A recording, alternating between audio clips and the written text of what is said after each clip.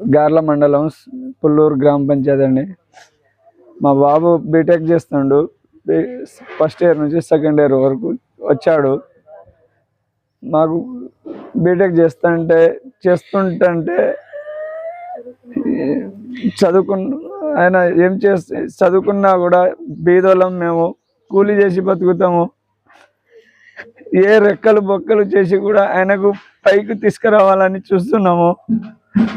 అంతలో వాడు బిట్టింగ్ కట్టి బిట్టింగ్లో ఓడిపోయాడు.